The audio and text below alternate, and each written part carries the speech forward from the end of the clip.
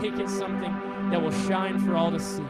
Will you speak through our pastor? Will you speak through what only he has to say? God, will you give him will you continue to give him the words that he wants to say, that he needs to say, that will continue to grow this church. In Jesus' name, amen.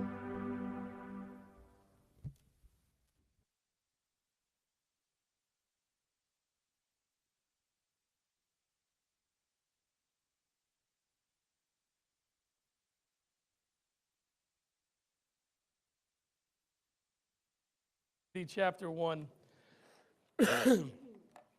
We have a lot of people, a lot of people sick right now. So keep everybody in prayer. My father, for those of you who didn't hear, my dad came out of the hospital yesterday. I was able to go pick him up and bring him home. Nurse actually told me, or the orderly, the woman who wheeled him down, as I was getting him in the car, she looked at me and she said, "He's such a wonderful man." I'm like, is this the same guy? Is this my dad? Did you get confused with somebody? Because usually when my father's in the hospital, it's an experience for others. But I'm thankful that he's better. Away now, my mom is sick, so keep them in prayer. But we have a lot of people, as you can see, if you look around.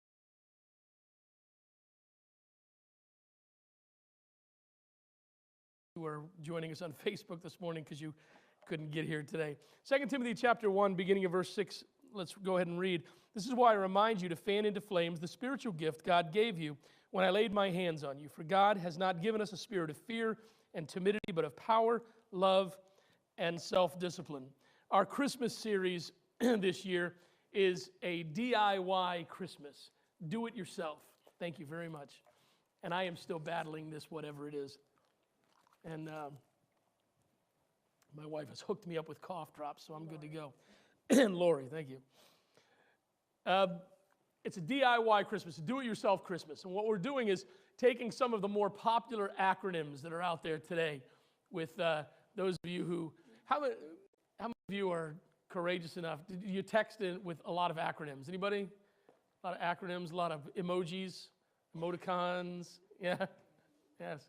I actually put an emoji on one of my, those of you who don't know, Army beat Navy yesterday. Go Army. And I put Go Army beat Navy, and somebody put something nasty about Navy beating Army, and I used an emoji. I forget which one it was, but it was like sad face or something. I don't know. But I don't usually do that. But a lot of people do, and today our language, the way we communicate is changing. We are talking less and actually communicating more, if that makes any sense. We're texting. The study has been done. It says the average American is confronted with over 100,000 words a day. Over 100,000 words a day. Now that is either through texting, through your Facebook feed, through your email, through TV, through your surfing the web, whatever, over 100,000 words. Now, our brains don't process all of that, but that's how much is coming in. And we're very connected today, but not very close, if that makes sense. And the rise in in technology has changed so much about life, but it's also changed the way we communicate. And I thought it was very interesting because I'll be honest, I think I said this last week when we started this sermon. When I first saw DIY, I had no idea what it meant. Like DIY, I have no idea. And it took me a long time to figure out or to learn that it meant do it yourself. And yeah, I don't do anything myself pretty much. But I thought, it'd be a great way to kind of bring something in to the Christmas season, something we can do for ourselves for Christmas, because Christmas is a time where we do so much for so many other people. So that's the premise of this. We're looking at, over the course of 4 weeks, we're looking at 12 different acronyms that are very new to the lexicon of American English and what they mean and how we can make a spiritual application. And you could take that spiritual application and make it to your own life and give yourself a gift that doesn't just last today for the Christmas season, but something that can last as you go forward in life. By learning these and applying these principles, these spiritual principles that are presented, I believe that you can do something that will make your life more beneficial and more profitable. And isn't that what we all desire to do as Christians? A brief review. Go to the first slide, if you will. A brief review of what we covered last week. I took a lot of heat for this first one. You can go to that first slide. The first one is, it was BAE. It's not up there, but BAE. And I actually said Bay, right? Because that's what young people say, Bay, right? You're my Bay. I'm having dinner with Bay. But always keep God before anyone else, BAE. Second one was always remember to be honest, TBH. Always remember to be honest. And we talked about how important it is in our lives to be honest and to live in honesty and to live with integrity and character. And the last one was today I learned, TIL. The importance of constantly growing, constantly learning, constantly adding to your life and becoming more than what you are today. You never arrive as a Christian. You never arrive. You never get to that point where you can say, okay, I've learned enough, I've done enough. It's always something, there's always another opportunity. There's always an opportunity to learn more and to grow more. Well, number 4, we're going to start off with today is this, DAE. Now, I don't know if people say day, but DAE. Does anyone else? Does anyone else? And people text that, I guess, or put it in whatever. DA, and they ask, I've actually seen this. We're members of a couple different Facebook pages for foster and adoptive families throughout Massachusetts. And this is where I see this a lot. A lot of the younger families, a lot of the younger women on there will type a lot of these acronyms. And I'd see this, and it's like reading hieroglyphics sometimes, trying to figure out what they're saying. And I've seen this DAE, and then they'll put something else out. And I finally figured out what they're asking is, does anyone else? Does anyone else? Even though there are 7 billion people in this world, we've never been so isolated and lonely as a society. That is the conundrum. That's the $1 million question as it comes to being a society that is so connected. I mean, quite honestly, we probably all have more friends on Facebook than we've ever really had in our lives face to face, right? Probably more friends on Facebook than we've ever interacted with on a one-on-one basis. I've got friends on Facebook that I met at a missions conference. They want to be my friend. So we're very connected. We're very in touch with each other, but we're very, very isolated. We've never been such a lonely society. There's all kinds of studies that have been done to show that. We've got more friends because of social media, but we're less friendly. We have more common causes, but we're more divided than ever. We're a schizophrenic society, aren't we? I mean, what can explain the fact that we are so divided right now? I mean, it's amazing. It doesn't matter where you stand on an issue, there's somebody that wants to go to war with you about it. And not just one person, probably 2 or 3. It's like from The Hobbit, the Battle of the 5 Armies. It's like everybody wants to attack you over an issue. And I don't mean this flippantly, but seriously. But let a natural disaster happen, and we'll raise money for the victims in a heartbeat. What explains that? How are we so divided over everything, yet so united on some things? It's really, really strange. And one of the reasons I have to come up with is the fact that we truly are connected, but not connected. We're connected technologically, but we're not connected humanly. We do Facebook Live, and we have between 400 and 500 people that view our Facebook Live feed throughout the week. We don't do Facebook Live so that people can stay home. I know there are several people watching today, and they weren't able to get out, and that's one of the big reasons. But we do Facebook Live so that people can get to know us and see us, and they can actually try us before they have to come here. I think that helps people out. But the goal is not to grow our Facebook Live feed to 5,000 people. Our goal is for Facebook Live to bring people into our church. Does that make sense? Because I can never sit down and have a conversation with people, with all the people that are watching on Facebook Live. But if they come here to church, we can get to know them. We can talk. And we can ask these kind of questions, does anyone else? Something needs to change, and it will begin to change when we're willing to start the conversation with others. When we ask that question, does anyone else? Does anyone else feel this way? Does anyone else go through this? That's a big one, right? Does anyone else go through the things I go through? As parents, listen, we are exploding with children here at New Life. We've got over 50 kids now that come to this church and this children's ministry. That's a lot of parents. We had 4 children born within a month over this summer. I love the fact, and we've got a couple more kids on the way, right? Right now. We're not sure about anything else, but as of this moment, there's 2 more on the way, right? I love to see those young parents get together with each other and compare notes, right?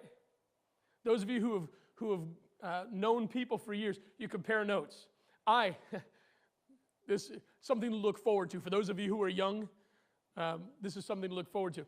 I go to the gym now, and because I'm mobile, because I get around and still work out and still do everything that I do, I'm the guy that they put everybody to that's either going to have a knee replacement or a hip replacement. Like, great. I'm the old man's resource, right? And they ask those kind of questions. Well, and then after the surgery, they're like, well, do you feel this way? Does anybody else feel this way? Does anybody else go through this? Is anybody else having these kind of issues? Does anyone else, here's one, when you think about church, because church is a place where people feel judged rather than accepted right off the bat, right? Does anyone else have this past? Does anyone else have these memories? Does anyone else have this to get over in their life? Does anyone else want to get involved? Next week we have potluck after church. It's good stuff. Free food. Bring it to share. I'm making, I can never pronounce it like English people call it pernil, but Puerto Ricans pronounce differently, and I've never mastered the pronunciation, but Puerto Rican pork and rice and beans. So I'm making that. It's my stuff. I am. My wife thinks she can make it as well as I can, but I'm. Anyway, we're coming in. Drew, one of our deacons, is in charge of some of the different ministries, and he's going to have some, I'm sure Zach said this, he's going to have some sign-up sheets. And on those sign-up sheets, you're going to be able to sign up because we're asking the question, does anyone else want to get involved? Does anyone else want to get involved? Does anyone else want to do some things? We had a great conversation. I had a great conversation with Brian last night, and him and Zach are talking about the car show coming up this year. And it's amazing the kind of things. And he looked at me and he said, Pastor, there's another thing I've been thinking of. I was like, yes, this is so cool. This is so cool that he is thinking about something else that can reach out. And what he's thinking about is called Touch a Truck. What's that? Touch a Truck. And it's where we bring big trucks in, and kids get to climb all over the truck and see everything about it. And I think that'd be pretty cool. I wouldn't mind climbing all over big trucks, driving them if they'd let me. But does anybody else want to get involved? And then for church, man, does anybody else search for answers? Does anyone else search for answers? Does anyone else want to know? Listen, it is silly to think that we all agree on everything, that we all feel the same way about everything, even if we're followers of Jesus Christ. We all have questions. This generation that is growing up today, that is in their 20s and 30s, man, when I was in school, that's when they started teaching evolution. Well, now, and there was always a controversy about that. Nowadays, it's just accepted as fact. And we have a generation of young people, young Christians, who are asking those questions. Do you question the Bible's creation account? Because we're told so much. Those are good questions to ask. The question, does anyone else, is at the heart of growth. Does anyone else? God created us to be social beings. God created us to live and desire community. The question, does anyone else, is simply a question that opens the door for us to learn and grow and draw closer together with other people. This kind of question, does anyone else, and other questions like it, this is what breaks down walls. This is what breaks down barriers. Why? Because first of all, here we go. It's been a couple weeks since I've used this. Relationships build churches. Relationships build churches. This church is growing. We've gone from a small church to a medium-sized church in the space of 6 months because relationships build churches. Because getting to know people and asking the question, does anyone else feel this way? Does anyone else think this way? Does anyone else question this? Does anyone else have these kind of feelings? Does anyone else have these kind of thoughts? Those kind of questions are what builds relationships. Because when you find out that you're not alone, when you find out you're not the only person who feels that way, when you find out you're not the only Christian who has questions, it builds a relationship with somebody else. Now you have a commonality, and now you can grow. Relationships build churches. We're described as a body, each piece working together to make the body successful. Listen to what David writes in Psalm 133 about it. Psalm 133, verses 1 through 3. How wonderful and pleasant it is when brothers live together in harmony. For harmony is as precious as the anointing oil that was poured over Aaron's head and ran down his beard and into the border of his robe. Harmony is refreshing as the dew from Mount Hermon that falls on the mountains of Zion. And there the Lord has pronounced his blessing, even life everlasting. How beautiful is it when brothers and sisters in Christ come together in peace. You know how you come together in peace? You know how you build that commonality? You do that by asking questions of each other, by getting to know each other, by saying, does anybody else feel this way? Has anybody else experienced this? Has anybody else gone through this? How about this? Hitting a rough patch in my marriage. Has any other husband dealt with this kind of situation? Have any of you other wives dealt with this kind of matter? Single parent. Does anybody else struggle with having to be mom and dad? Does anybody else? How do you deal with that? Man, that's how you build relationships. That's how you grow as a person. That's how you grow in your faith. When that question is asked in the way of how do I become a better follower of Christ because of the way you do things. Relationships build churches. Secondly, common ground builds relationships. Relationships build churches, but common ground builds relationships. Listen, just because you show up to church doesn't mean that we've all got everything in common and we're going to get along well. There's quite a few generational divides between many of us. What you may have in common with somebody else here is the fact that you've got children. What you may have in common is the fact that you don't have children. But common ground builds relationships. Finding out asking that question, is anybody else finding out about that person's life, finding out what's going on with them, finds common ground. And common ground builds relationships, and relationships build churches.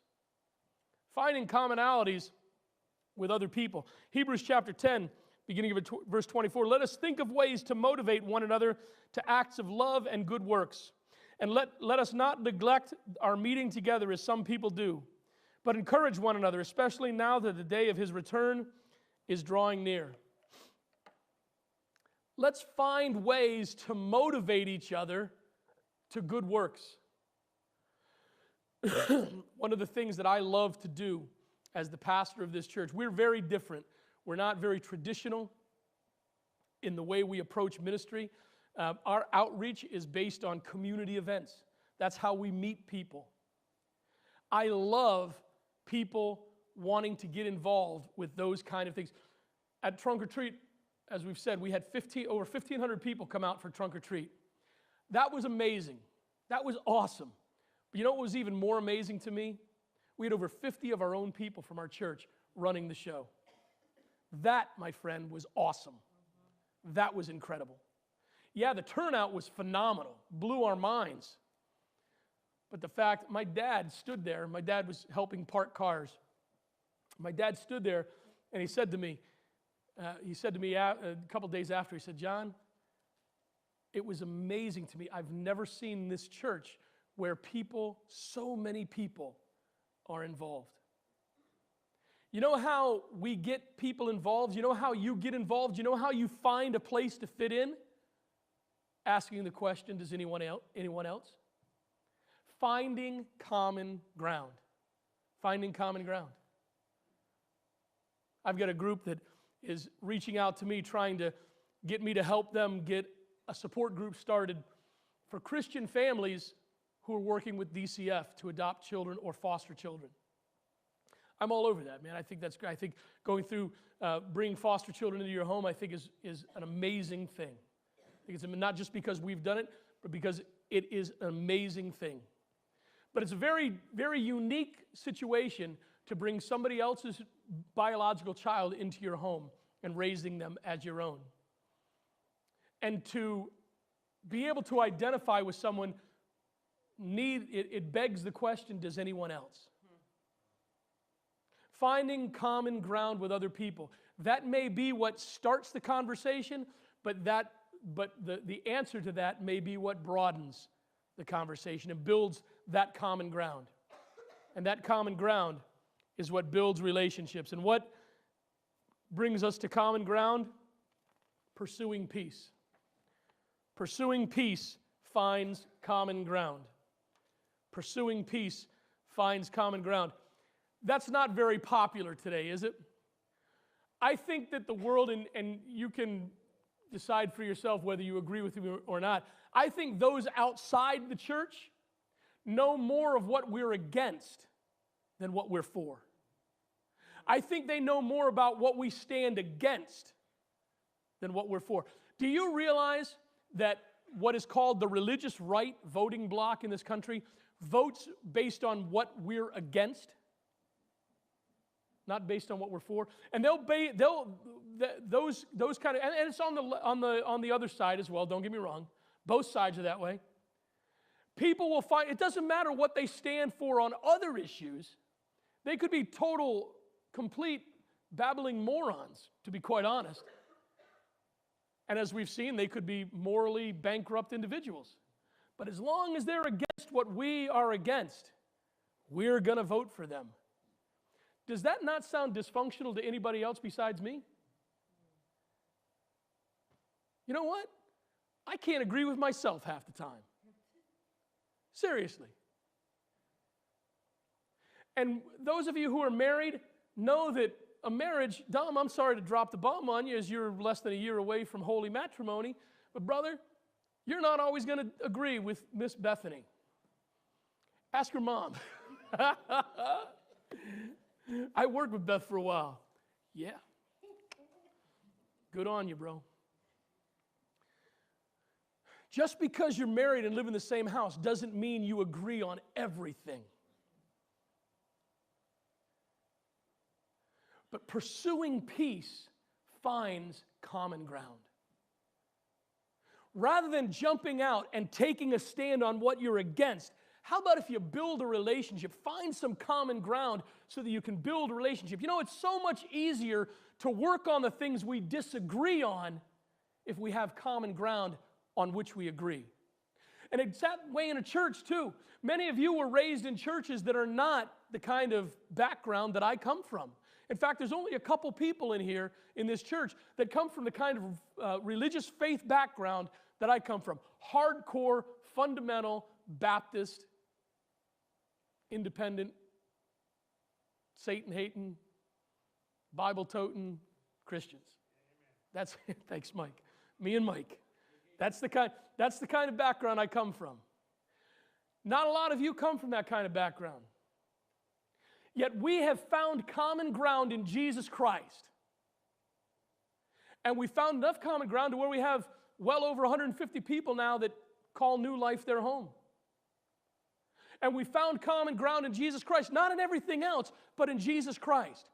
And the fact that we've pursued peace, we have pursued peace with each other and found out what we can agree on, we have found common ground. And because we found that common ground, we have begun to build relationships, which in turn have built our church. And that common ground and that pursuing peace starts by asking the question, does anyone else? Does anyone else? Does anyone else feel this way? Does anyone else go through this? Does anyone else feel, how about this one, man? Does anyone else feel rejected by a lot of other churches? Does anyone else feel like you're getting stared at when you walk in? Try being that one pastor who's got a forearm tattoo when you go to a pastor's conference. It's like, hi, John, how are you? Just staring at my arm. Okay, I can show it to you if you want. You can look at it. Don't have to stare. Does anyone else feel uncomfortable in a setting where we're supposed to be comfortable? You're supposed to be welcome in church. You're supposed to be wanted. Not made to feel uncomfortable, made to feel like you're being judged. Finding common ground will build those relationships. The next one we're going to look at, number 5, is this: IRL, in real life. In real life, IRL. Listen, you can't turn off real life. It's always there. And it always has to be dealt with. If you decide you don't want to deal with life, it's still going to be there. You're going to wake up in the morning and you're still going to have to deal with real life. Your choice is to either ignore it, live in a fantasy, begrudge it and be mad or depressed all the time or at everyone, or the way a Christian should face real life, face it with God's help and His plan and let the chips fall where they may. Nobody knows. You know, James talks a lot about our plans, what we plan. But what we plan is not necessarily what God has in store. And how many of you have had that day where you've woken up and everything you had planned was now changed? Because those circumstances that you woke up with on that day were completely different than you expected. And you now have a completely different set of circumstances in real life to deal with. Listen, you can get angry, you can get upset, you can throw a fit, or you can deal with it with the help and the power of Jesus Christ. That's what this is all about.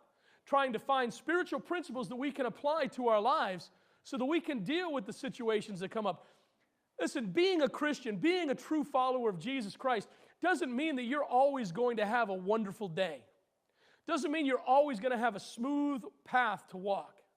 What it does mean is that if you continue to follow Him and continue to ask those questions of Him, then you'll get some answers and you'll have some direction so that you'll be able to face life with power and authority. Ted Decker, who is a Christian author, writes some. Anybody ever read Ted Decker books? Ted Decker's a great author, but he writes Christian fiction, and it's really different. It's very good, I like it, but it's very different. He said this: God is obviously God, and heaven obviously exists, and every word spoken here on earth turns heads up there. Every word spoken on earth turns heads up there. How you deal with real life affects eternity. How you deal with real life affects others. How you deal with real life, like it or not, Christian, like it or not, new lifer, how you deal with real life affects your church, affects your relationships. How you deal with real life affects the effectiveness of your church. What are some things we need to understand about real life as we deal with it? First of all, this: life is short. Live it well. Life is short. Live it well. James 4:14 through 16. How do you know what your life will be like tomorrow? Your life is like the morning fog. It's here a little while, then it's gone. What you ought to say is, if the Lord wants us to, we will live and do this or that. Otherwise, you're boasting about your own pretentious plans, and all such boasting is evil. We have a policy here that we at the end of every year, at the beginning of the new year, we just ask ourselves questions and we evaluate what we're doing. And every few months throughout the year, we evaluate what we're doing. Is it working? I have zero problem at all in stopping something that isn't working. Why throw good time after bad? If it's not effective, if it's not working, then why continue to try to make it work if it's not going to work? How about we just try something different? It's okay to do that. It's okay to change. I know change is very scary. Nobody likes change. As we get older, nobody likes to change. Change is a very scary thing, but it's okay. And you know what? It's actually okay to change things in a church. It's okay to do things differently. It's okay to change your approach. It's okay to change how you do things so that you can be more effective. It's okay to do that.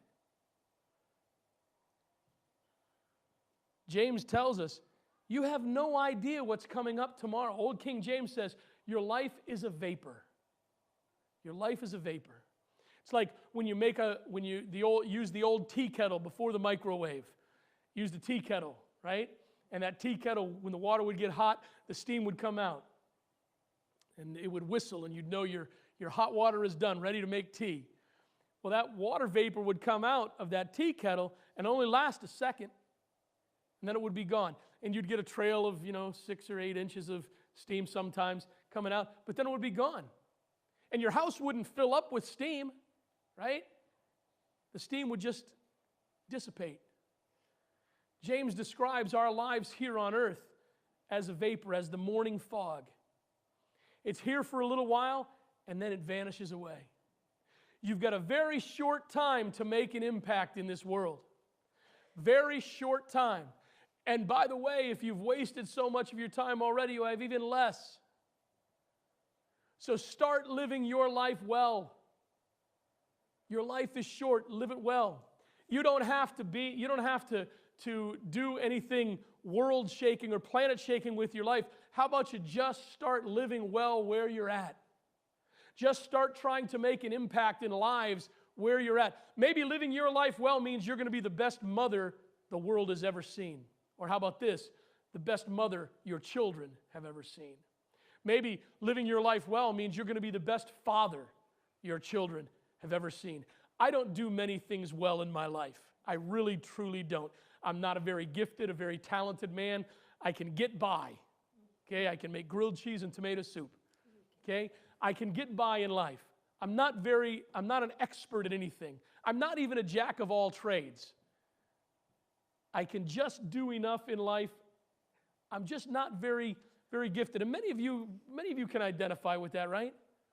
But you know the one thing that I believe I excel at?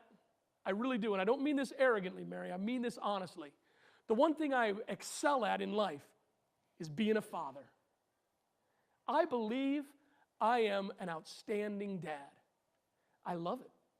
I love being a dad. How else do you explain being 55, almost 3 days away from being 55, getting ready to adopt another kid? Thank you. I love it. I love being a dad. I love seeing my oldest son over there and seeing what God is doing with his life. I love following my 2 oldest daughters on Facebook and talking with them and seeing what's going on. And those 2 little crazies, I love those 2 little boys, Gabriel and Michael. They spent almost 4 hours yesterday out in the snow. That was like a gift from God, right? Seriously, man. 6-year-old twin boys spending 4 hours in the snow. They can't run away because you can track them real easy. But man, they spent 4 hours out of my proverbial hair. It was awesome. But I love it. I love being a dad. There's nothing like it. It's amazing. So if that's something I'm very good at, and I've got just this short amount of time to make a difference, I'm going to do it the best I possibly can. And I'm going to be the best dad my kids have ever known. I'm going to be the best father they'll ever know. And I want to be such a good dad that my boys, when they become dads, want to say, you know what? I want to be a dad like my dad was. Maybe being a mother or a father is not your thing. Maybe that's not what you've got in mind. But you excel at something. Some of you excel at several things in life. Your life is short, man. Live it well. Excel at it for the glory of God. Excel at what you do well. Be the best you can be because you've only got a short amount of time. The next thing we see with our lives is this. We should invest our lives wisely. Invest your life wisely. You don't have a lot of time. Some of you don't remember the last time you had any time that was free, right? People talk about free time. Oh, what do you do with your free time? Oh, I bask in the sun. Oh, I'm in several different reading book clubs. And yeah, whatever. What are you, independently wealthy with no responsibility whatsoever? How in the world do you do that? Some of you really don't. You don't know the last time you had that was free, right? But you do have a life that is valuable. You do have a life that can make a difference. You do have a life to offer to the kingdom of God. So invest your life wisely. Don't fool around with things that have no eternal value. Don't fool around with things that don't matter. Don't fool around with things that are going to waste your time and waste your investment. Invest your life wisely. Ephesians chapter 5, beginning of verse 15. So be careful how you live. Don't live like fools, but like those who are wise. Make the most of every opportunity in these evil days.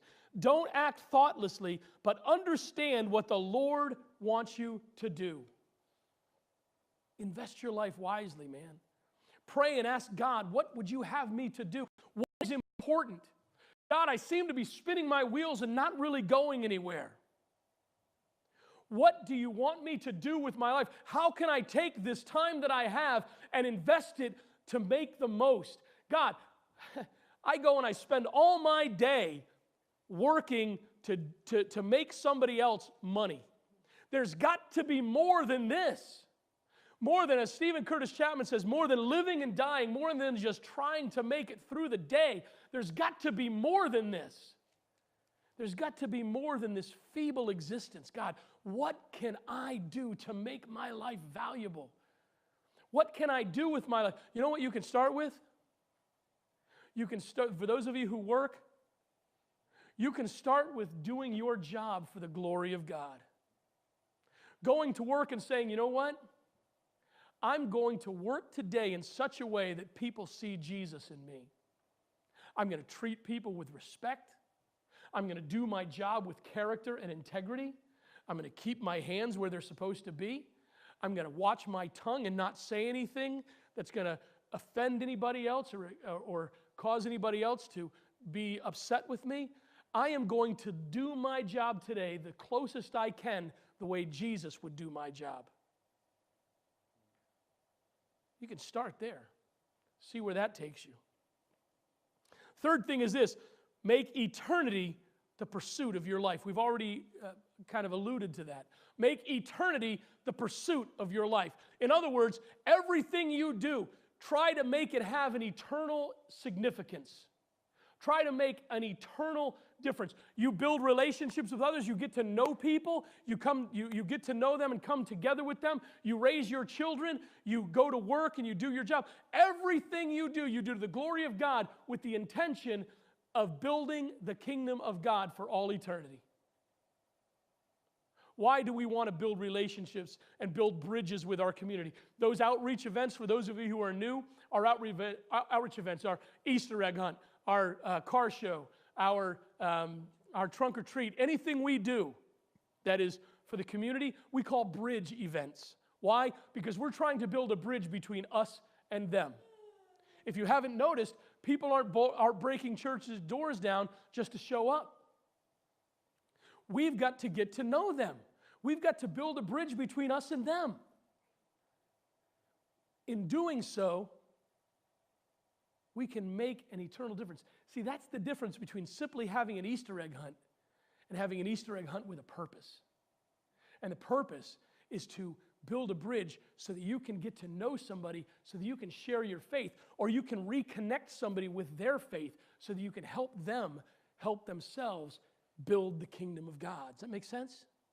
And that's what we're called to do. Make eternity the pursuit of your life. Matthew 8:36 says, "And what do you benefit if you gain the whole world but lose your own soul? Is anything worth more than your soul?" I struggle with parents who see their children as nothing but a burden. I really do. I struggle with that. What is more important than that child's life? What do you have that is more valuable than that child's life? Seriously, is your job more important than whether your child is raised to be a good human being? What is more valuable? What is more important? Make eternity the pursuit of your life. And lastly, this is a long one, WDYMBT. WDYMBT. What do you mean by that? What do you mean by that? It is one of the most difficult conversations to have and one of the most misunderstood conversations to have when you're texting somebody. Especially, now I know none of you have had this. None of you have had these kind of things on Facebook or texting, but a disagreement with somebody else. Or maybe an all-out argument. Anybody ever had one of those? With a text message or a Facebook message? Anybody? Yeah. You know what's so funny with text messages? When people really want to get angry, what do? All caps, right? All caps. I'm really angry, and I want you to know it. So I've got all caps, right? It's kind of funny. Or we've got, your seventh grade English teacher would be so proud because you're using so many punctuation marks. You know, you're doing so much to get your point across. That's one of the dangers of communication through texting. Something is lost in the translation with a text, a tweet, or an email. WDYMBT. What do you mean by that? Take the time to find out just what someone is trying to say, how they're saying it, and what they mean. Don't take anything for granted. How many times, seriously, now I know this is kind of silly, I know it sounds kind of funny, but how many times have you gotten upset with somebody without ever talking with them about what's going on simply because of the way you read their text message? Anybody ever sent a text message that got screwed up because of autocorrect? It's my big, now I'm an iPhone guy. I like my iPhone, but I hate the fact that my iPhone does autocorrect and I can't fix that. Because I've sent some texts that make absolutely no sense.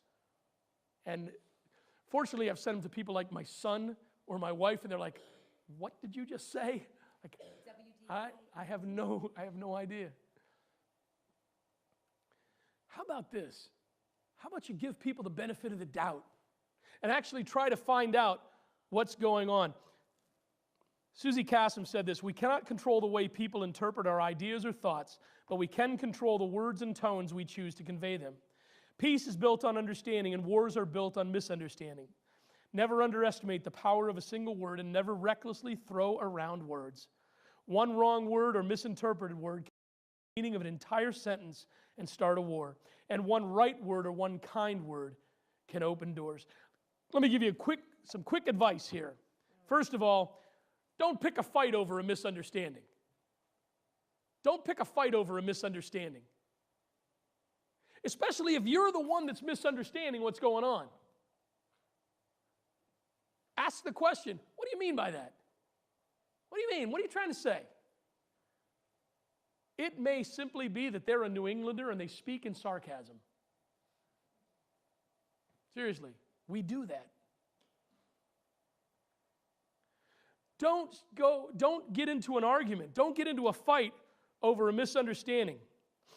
James 1:9, we'll just read this one. You can read the rest on your own. "Understand this, my dear brothers and sisters. You must all be quick to listen, slow to speak, and slow to get angry." How many of you have kids in the children's ministry and they were there last week? Any, my boys, the first time ever, they quoted Bible verses to us last week. I was like, thank God it was this one.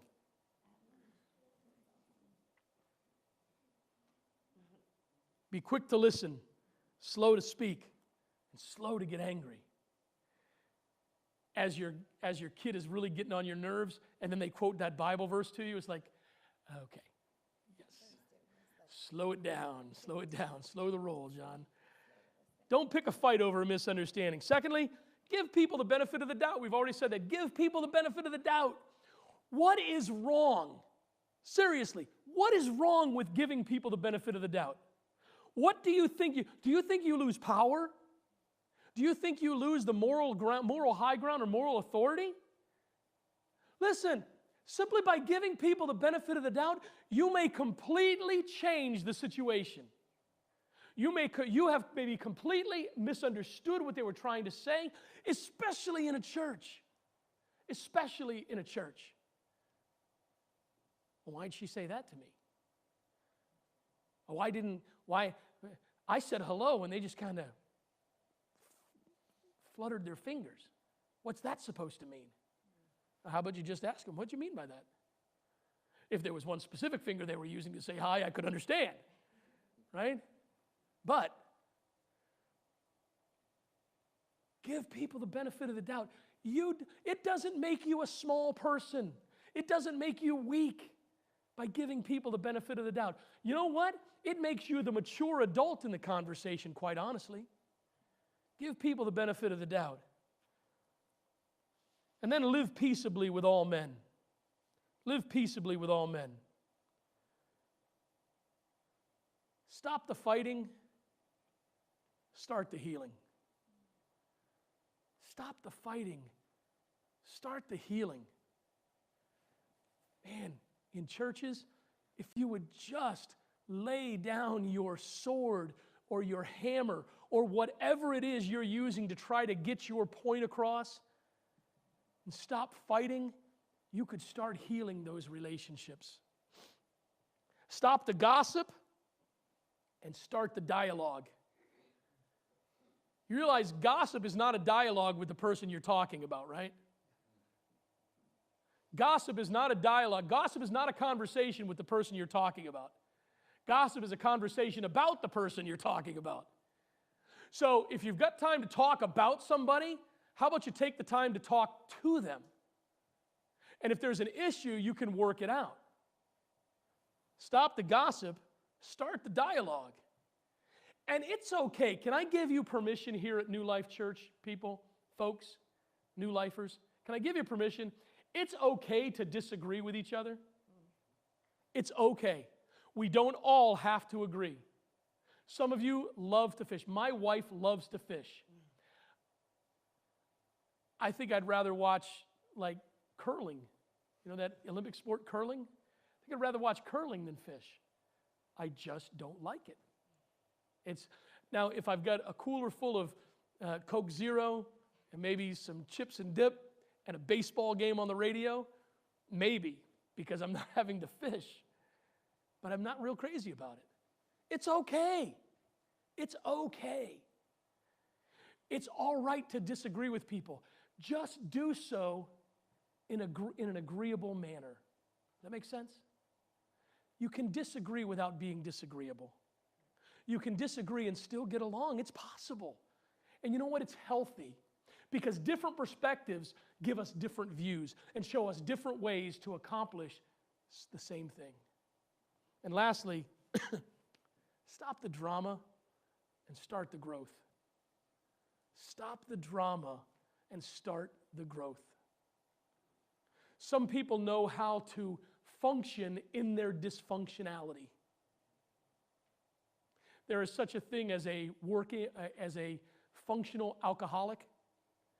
People who are always to a degree inebriated because they drink so much, but they can function through their day even though they're always under the influence. It's the same thing with dysfunctional people. There are dysfunctional people. There are dysfunctional Christians who can still function in their day in a dysfunctional way. They've just found different ways. I'm finding the reason I had to have my hip replaced wasn't because I destroyed my hip. The reason I had to have my hip replaced was because I destroyed my knee. And my knee went bad, which caused my hip to go bad. And now my ankle, which was destroyed, is going bad as well. But the reason my hip went bad was because I learned how to function with a dysfunctional knee. Does that make sense? I learned how to function. I learned how to walk with a little bit of a limp that wasn't incredibly noticeable. But it was just enough to cause my hip to be out of line. And it caused my hip to go bad. I learned how to function in my dysfunctionality.